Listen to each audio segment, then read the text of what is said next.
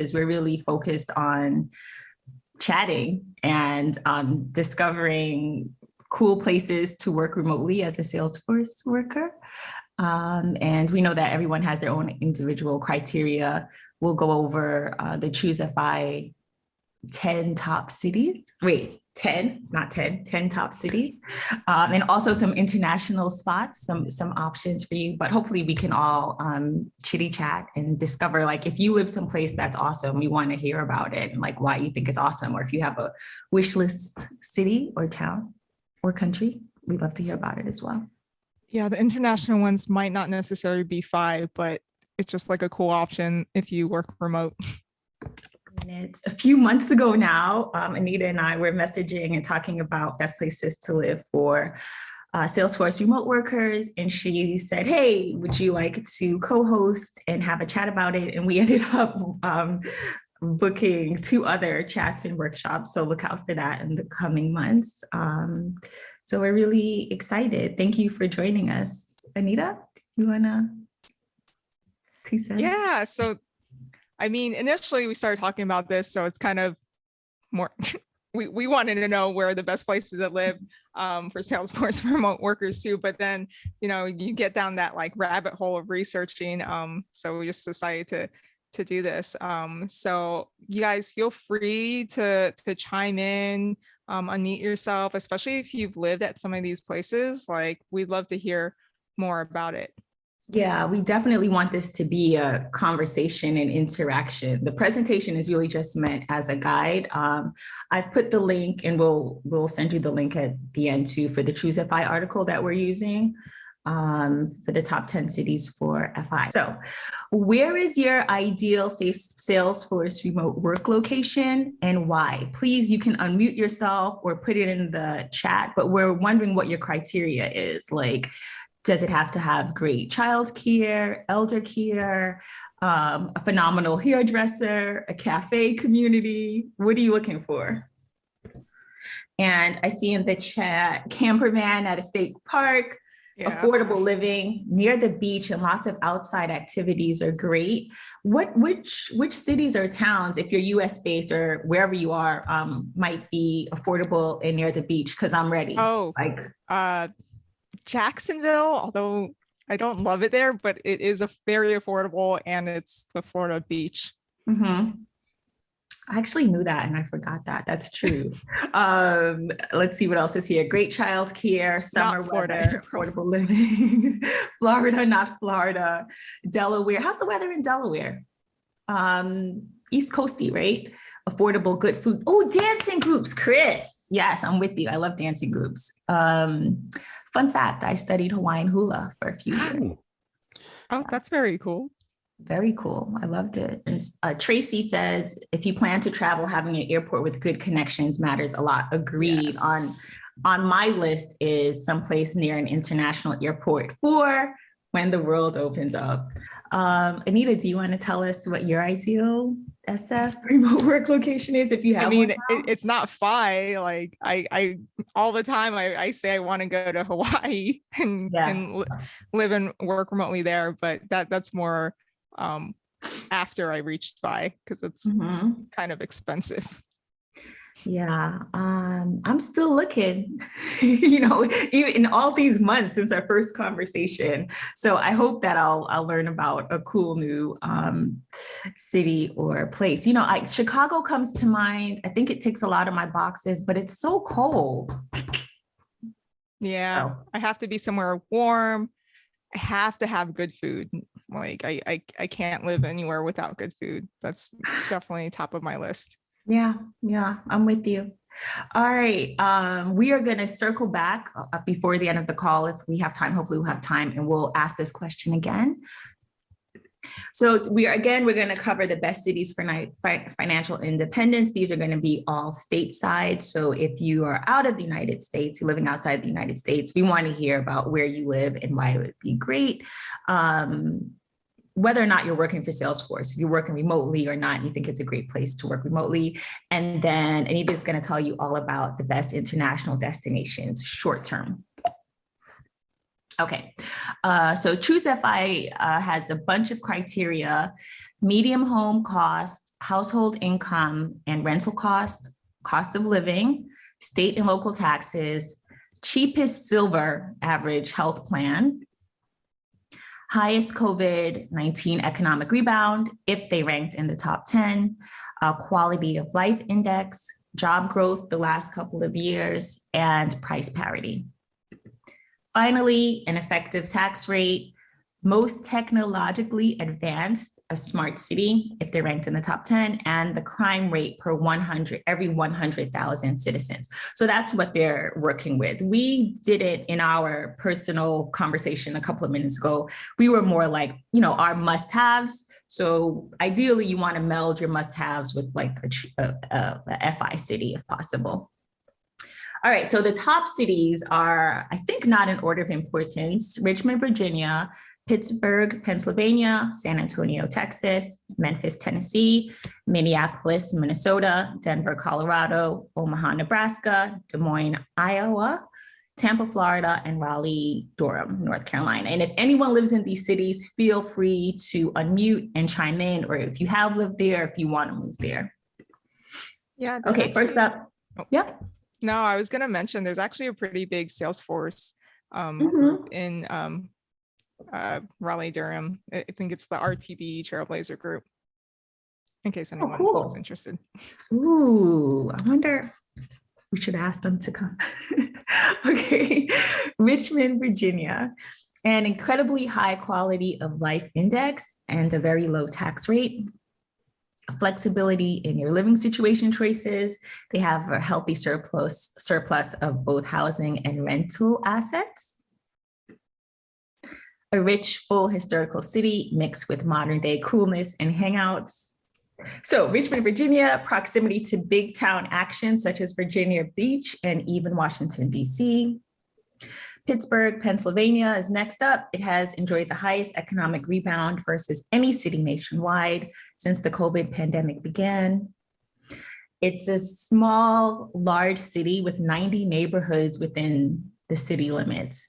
Many Berg citizens say the diversity and friendliness of their neighbors draw them closest to the city. So, see, the 10th smartest city in the nation. Due to the anticipated population growth, the Smart Cities Institute at Carnegie Mellon is working towards solutions to possible food shortages, issues from food shortages to climate change. And if you take a look at the article, it actually mentions that they're looking about 25 plus years out. They're forecasting all the way to 2050. Next up is San Antonio, Texas. So far that was Richmond, San Antonio, and Pittsburg. Anyone there? Anyone? I mean, I live near San Antonio. Mm-hmm. Tips and tricks, do you recommend it? Yeah, it's not bad. Like, if you like Asian food, I wouldn't go there. There's not a lot of great Asian restaurants, but it's right by hill country, which is gorgeous.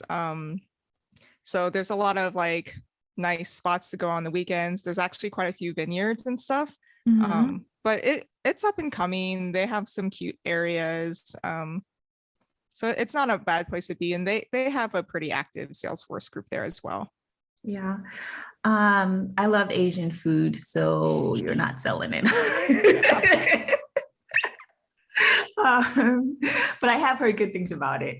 Okay, so San Antonio, Texas, an incredibly low cost of living for the nation's 7th largest city, solid job growth since the pandemic started. With 20 million tourists a year, San Antonio enjoys an economic impact of $13.6 billion a year. No state income tax and an effective tax rate of 8%. But just heads up, property taxes in Texas are quite high. I don't know because I don't own property, but that's what everyone complains about. Oh, good to know. Okay, out of the 35 largest cities in the United States, San Antonio ranks 7th in safety, 463.9 crimes per 100,000 citizens. Sorry, there's an airplane flying overhead. It's nationally atypical housing market. downturn coupled with a significant salary upturn is a game changer. So that's Memphis, Tennessee. Isn't there a lot of crime in Memphis? Unsure. I heard Memphis is a little ghetto, like compared to like Nashville. Yeah, Nashville's for sure better. But like Memphis is really fun and there's a really jazzy downtown. But yeah, I heard it's like a little shady. Yeah, I'll double check the and we'll send you the link again, but the Choose FI article has the ranking for safety. So it might be not as safe compared to other cities in Tennessee, but nationally, maybe it's okay because it's in the top 10, but don't quote me on that. Okay, thank you. So Memphis, Tennessee, incredibly low taxes. Last year was strange in that they did charge a 1% tax on all income, but then they repealed it. So there's currently no income tax in Memphis. Along with the buyer's home market, rental properties are dropping, thus giving anyone moving their flexibility in where they can live. So you don't have to commit, you could just rent. Memphis is the only known city to have a financial independence day, which is pretty cool, and it happens to be on July 4th. The goal of the project is to help everyone achieve financial independence. So that's pretty cool. That's really cool. Yeah. We should start our own holiday. Talent Stackers Financial Independence Day. Yes. Okay, next up is Minneapolis, Minnesota. And I know what you're thinking, and it's even mentioned in this presentation. Yes, it is super, super, super cold. So healthcare. Private healthcare is incredibly financially accessible, and overall healthcare costs are relatively low. Comfort, its location makes it a love-hate place to live. It is #1 for cold weather amongst the nation's largest urban areas. Affordability has lowest cost of living of our cities for financial independence list. Safety, one of the safest places to live on this list with 274.9 crimes per 100,000 citizens. 20% of Minneapolitans, please correct me if that's not the pronunciation, spend just 21% of their household income on living expenses. This is incredibly low for any city, much less for a metro area. I think that's fair. It's usually what, 30%, 50%, depending on where you live. I know it's about 50% for New York City. 79% low cost of living gives a massive advantage to those living a financial independence lifestyle. With 79% of household income available to invest, this fact alone makes Minneapolis a phenomenal FI city. Next up is Denver, Colorado.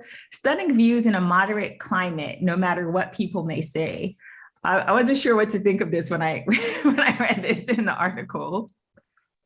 Maybe this is a point of contention. Yeah, I think maybe because like it's snow, but it's, it's not like, I don't know, it's not as humid as the East Coast. I don't know.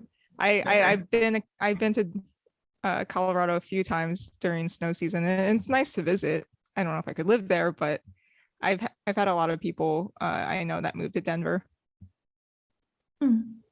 Yeah, I've heard good things about it, but I haven't been.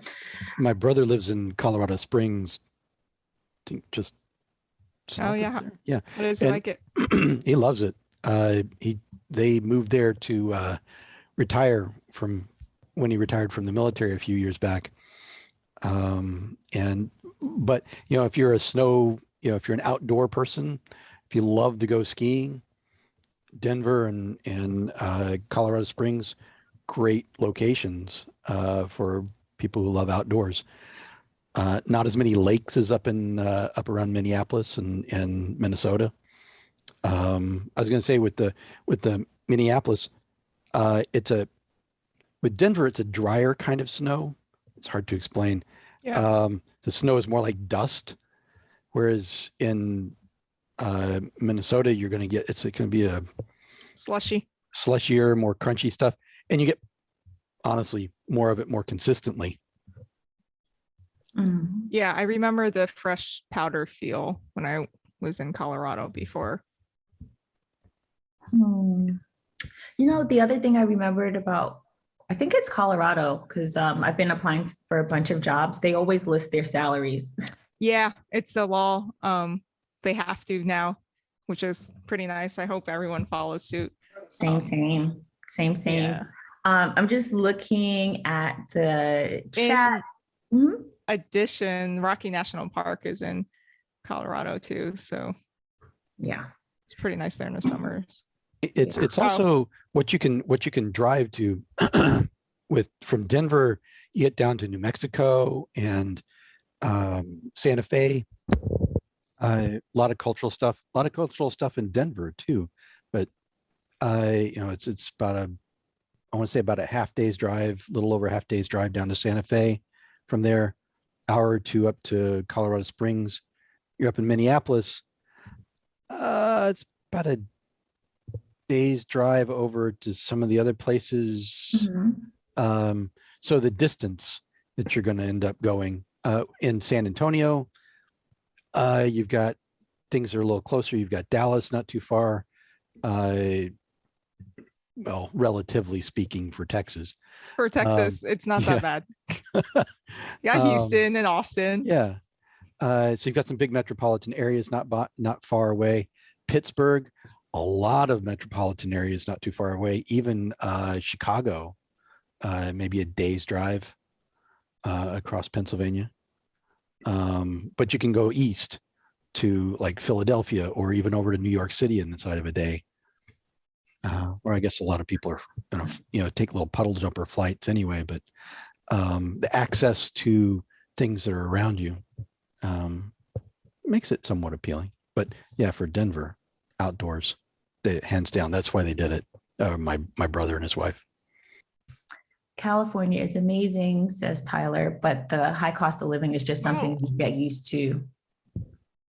800 to 900 for a standard 3-bedroom. I guess that's 800 to 900K for a standard 3-bedroom, 2-bath. Yeah. Yeah. I mean, everyone who wants to come to California, we're full. You don't need to come here. So Texas is getting full too, guys. Stop coming. Yeah. I wanted to buy some land. Tyler, Make it where are you impossible. where are you in California? Oh, I'll do like the quick. I'm sorry I jumped in late, Anita. Pete, go for but, yeah, I'll give like a quick 2-minute, and then we'll talk California, Southern California, San Diego right now. Just because anytime you see these news articles about the high price of gas or these news articles about the high price of living or houses, just think about anybody in San Diego who sees those articles just laughs, because those are like a third of what we actually experience. Like a normal gallon of gas is $550 per gallon here. Normal houses, like I said, are $800,000-900,000 for a gut job. I mean, it's crazy. Like you see these house hunters house hunters shows, and their budget is like $100,000 or something. They get a nice like 5-bedroom house in Savannah or somewhere like in the South or the Midwest, and it's like crazy. An entire house for $150,000, like with land and everything. It's crazy. So we just, it's different here. But I guess hypothetically, you will keep in mind, and this is a small caveat, and I'll stop talking, is that a lot of companies will pay based off the timeline or the geographic code that the city is in. New York, LA, tier 1 or code GOA. And then there's second tier cities, San Diego is a second tier. And then you have like a third tier where like it's like everywhere else, where it's not necessarily the cost of living, it's the cost of labor. So sometimes a lot of tech companies will bias your pay to the category of your city of residence. So that can work either way. You can either move to middle of nowhere, Northwest Arkansas, and still get paid a tech San Francisco salary if the company does that. Or the flip side is you might, the company headquarters might be in somewhere that they don't unify based off location, and you may be getting a salary from middle of nowhere, but you're living in New York City, right? So something to keep in mind for the topics. Yeah, San Diego is nice. It is 70 degrees outside, and it rained yesterday. So. Wow, that's the good life. Yeah. Well, also there's like, since Southwest opened up their flights to Hawaii, there's a lot of good flight deals from California cities to Hawaii now. Okay, Denver, Colorado. I don't think I said this before. It has a flat income tax. Most citizens top out at 11% paid in taxes. Citizens enjoy the best public schools in the nation. Budget surpluses mean more public goods and services to enjoy while taxes stay low. Omaha, Nebraska. Incredibly low home prices compared to average household income. One of the lowest cost of living on this list. Has a small progressive income tax, putting most households at a 10% effective tax rate. Des Moines, Iowa. Oh, Tyler, sorry, I think you said Boise.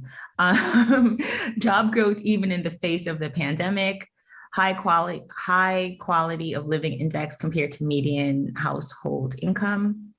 Affordable housing market with a healthy supply. The median home price is about 50% below the national median.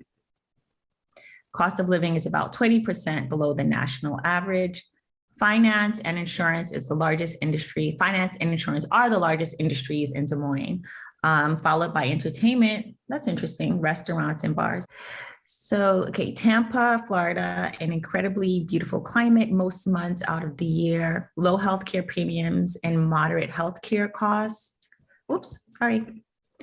A high quality of living index, low taxes considering the location. Any thoughts on Tampa? I mean, I grew up in Kissimmee, Orlando, which is like an They had the hour. best commercials.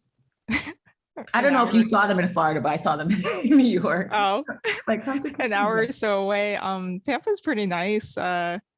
Only that every random okay, so the Florida man thing is because they like put all the you can actually find this stuff online. Like other states, they hide that stuff, so it's not searchable. That's why Florida man always pops up. Yeah, you got crazy people everywhere. Thanks, Tyler. But Tampa has like good restaurants, good sports if you're into that. It's right by the ocean, not too far from Disney and the resorts. Okay. Raleigh-Durham, North Carolina, the highest quality of life index on our cities for financial independence list, the lowest crime rate on the list. Okay. A solid median household income compared to median house prices. Research Triangle Park, which is located between Raleigh and Durham, has been a hotbed for tech and bio revolutions for 20 years. Anybody want to weigh in on Raleigh-Durham? I think that's also a university town, right? Yeah, so Duke University is in Durham, which isn't far. Yes, there's plenty of colleges out that way. Another great thing about that area, so we debated between that or Charlotte area, and we went with the Charlotte route for other reasons. And it's right in between New York and Florida, and you have access to everything, to the west. So again, being from Washington, I was used to just having, Canada up top and then Oregon, California below. So it's been fun having access to like an entire world in driving distance. Nice. Yeah, and that's where the RTP is it's a really popular Salesforce group. They're really active. They have a Salesforce Saturday every Saturday, and there's a good amount of people that join. Good airports too for moving back and forth, like you were saying, up to New York or down to Florida. I forget the name of it. Is it the Raleigh Airport? It's a hub for one of the low-cost carriers. I'm drawing a blank right now. Yeah. Is it RDP? I think it's like RDP. Yeah, I think so. Yeah, Raleigh-Durham Airport. Yeah, a lot of transit flights from say the New York or DC down to Florida, or some points southeast. Like if you're going down to New Orleans for a visit, they'll transit through there. So a big theme last year, a lot of these islands started coming up with these like digital nomad visas. So I'm just going to go through all these. Just keep in mind, probably don't go there during hurricane season. Not the best And time. I think but that's July and August, or August, September. yeah. It's been spreading out a little bit. Yeah, that's what I was thinking. I remember it being like It feels longer than when I was a child. same. It's into November now. Yeah. The occasional hurricane. Yeah. So Antigua and Barbuda, This visa is actually good for 2 years, but the fee is kind of high. So 1,500 if you're just one person, 2,000 for 2 people, and 3,000 for a family. And basically, to qualify, you own a business or you work remotely, which most of us do. You earn at least 50K per year, which if you're working in Salesforce, you should. And then you have your own travel/health insurance plan. Bali, I'm not 100% sure if this is still going on, but they do have their own digital nomad visa. But the downside is the time change. So if you're working remotely for a US company, for US clients, there is about like a 12-hour time difference between here and Asia, which is doable because I don't know about you guys, but most of my coworkers are in India. So I just like, so you'll just be working like pretty late into the night. Similar conditions, you have to be working remotely. You can't just go there and work at a local spot. You have to be making at least 50K a year, and then you have to go through COVID testing, which is it's usually pretty standard to do the COVID tests for like when you're traveling anyways. So you're just gonna go there for vacation, you would have to do that anyways. For Bermuda, same ones. There's no minimum income requirement, and then just travel insurance. So I don't know what everyone else uses, but normally for travel insurance, I go with something Nomad. Nomad Wise Travel. Something I can't remember. World Nomads. Nomads. Yes. Yes. Thank you, Tanya. And they are really good. I did end up claiming something one time. I was backpacking. I was hiking in Nepal, and that big ass earthquake happened. That was like 2014, 2015. So they actually took care of everything. So they're a really good company. I know from experience. I had an opposite experience, but in my case, it was just that I bought like a year-long World Nomads, and I had like a dental issue and they never covered it. It ended up being just $50, so it wasn't a big thing, but they were like, no. Oh no. Yeah, it's okay. Well, if you guys are like ever like in the nomad lifestyle, I think Thailand dental work is pretty cheap, or Mexico. I was in South Korea and I just paid $50. Yeah, Korea is really cheap too. So Costa Rica is really popular with expats. And then you only need to show an average income of 3K a month, which is doable, and they have a lower visa fee. I think they have a pretty big community, so it shouldn't be too hard to meet people. Croatia. This has been one of my places I wanted to visit. I'm a huge fan of waterfalls. Like everywhere I go, if there's no waterfall, I don't want to visit it. So basic conditions, you need to like prove you can work, but not in the country, like either your own business or work remotely. And then you have to make a minimum of 2,500 euros per month. Is that like 2,800 US or just under 3K, something like that? I'm seeing those chats. Yeah, right around 3K. Yeah. Depending on the daily exchange rate. Croatia, you need to like have proof of rental agreement, but I mean, you would do that anyways because you're staying there. So pretty easy conditions. I'm not sure if I'm going to say this right. Mauritius. I believe it's off of Madagascar, around that area. So yeah, free visa. Other conditions, let's see, proof of plan to stay, proof of travel health.